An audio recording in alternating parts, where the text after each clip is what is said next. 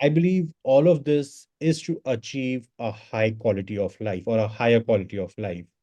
So, can you help us understand or define what does it exactly mean to have a high quality of life? That is certainly an individual adventure, and a high quality of life is a life that meets my emotional needs, that I have the people around me that provide the zig to my zag, if you understand that. I'm a somewhat needy guy, and my wife is somebody that's really good at saying, "Good job."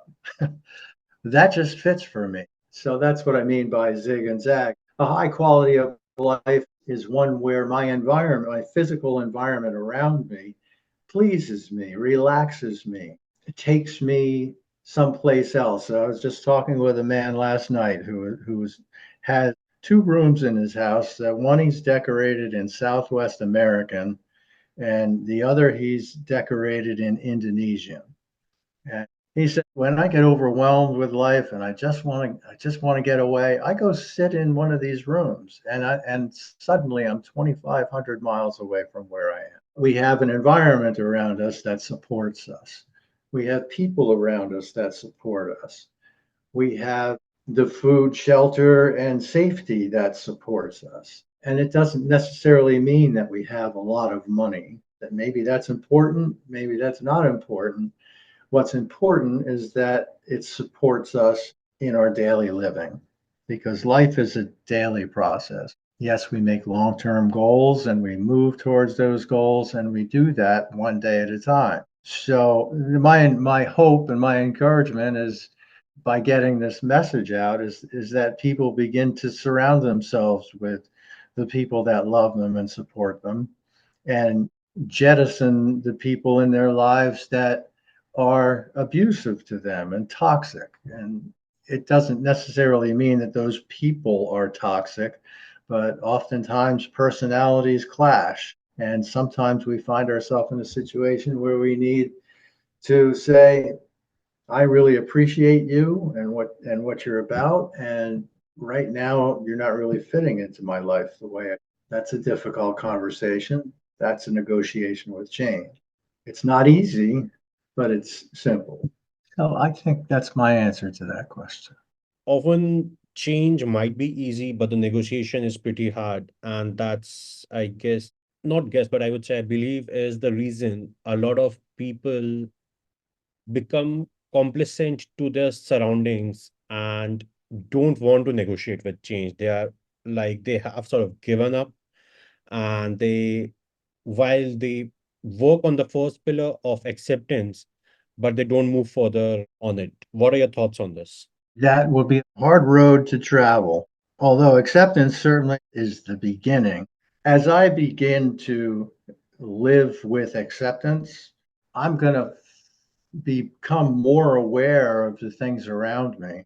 And I believe that it is a natural flow to begin to question, why am I here with this in this situation? There's an allegory, I think it's an allegory that goes, a man's walking down the street and he falls in a hole and he doesn't know how to get out. And eventually he gets out. And then a week later, walking down the street and he falls in the hole, but he's learned how to get out. So he gets out and he keeps doing this. And eventually he walks down the street and walks around the hole.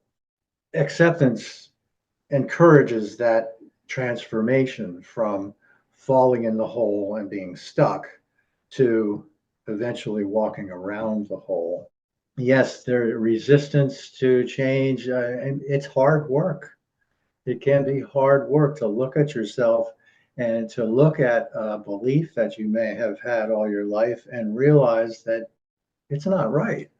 And oh, the time I've wasted and the decisions I've made, and that's difficult work, uh, and it's doable a little bit at a time. Another difficulty that a lot of individuals, face is balancing the different aspects in their lives, such as work, family, and personal time. Are there any suggestions you would like to share with our listeners to bring about that balance and not make it a tedious exercise, but a simple one? Well, I love the idea of balance. Balance is an interesting thing because when you're perfectly balanced, there's no motion. You're still. But life is not still. Life is full of motion. And balance, if a person's balancing on a beam, they're using little muscle twitches all the time. It may look like they're perfectly still, but there's movement going on inside them. So, to speak to the balance of work, life, and relationships, and it's important to realize that this is a moving target. It's not, oh, everything's in balance, I can relax. So that's a major challenge in the world is the society wants us to work 60 hours a week, and that doesn't work for me. How do I balance that with my family? And again, I will say take small steps. I mentioned earlier finding joy, and I encourage people. This is one of those small steps that you can take is find joy in your family. So maybe you can't right now expand the time that you can spend with your family, but you can improve the quality of the time that you spend with your family, and that involves shutting off from work and turning on to family. Maybe you can get on the other side. Maybe you can get find ways to get more efficient at your work so you don't have to work so long. It's all about small steps and being aware of what you're feeling and what's going on around you at the time. Being present. I don't think I've mentioned meditation. No. I believe meditation is very helpful to me. I do walking meditations. That way, I get my exercise and my meditation in at the same time. So I hope that answers your question. Is it take small steps and be aware of what it is that's going on in the moment. It totally does. And I'm in total alignment to what you just mentioned, Dave, that it takes small steps, to achieve a big goal. And those small steps do really count. Often we directly focus on the end goal and say that it's not possible. But people, those who take the step and then take the next step and then the next step and the next step, they finally realize that they have achieved the goal and they are ready to take on to the next milestone in their lives. I would like to, wrap up our today's podcast with one final question.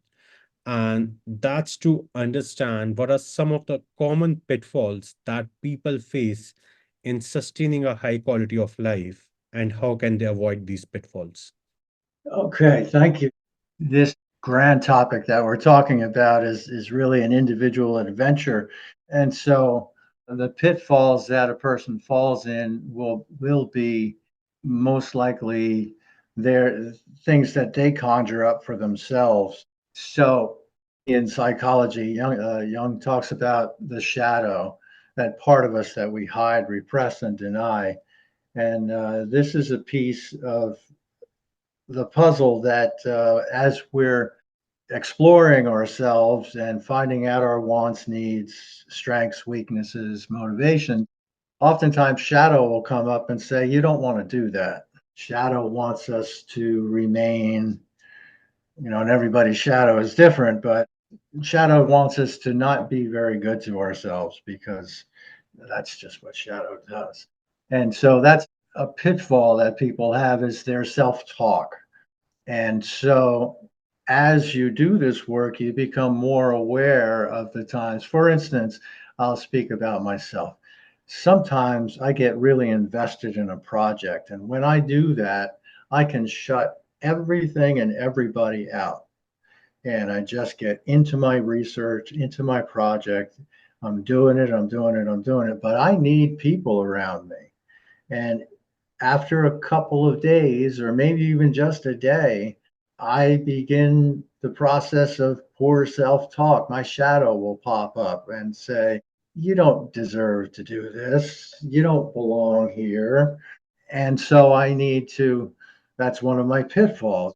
I really enjoy being 100% focused on something, I need to stop doing that and go attend to my mental health needs, which is I need people around me and I need to be doing things with. So that's a personal example. Amazing. Thanks a lot for sharing the personal example with us and for sharing your insights and practical advice on negotiate with change, how we can, achieve a high quality of life. Thanks a lot. And for our listeners, remember that a high quality of life is within reach for everyone. It's about making conscious choices, cultivating the right mindset, and embracing practices that nourish your body, mind, and soul. Stay tuned for our next episode where we will continue to explore more ways to bring wellness and healing into our lives. Until then, keep listening, keep learning, and keep evolving. Thank you for joining us on We Are Listening.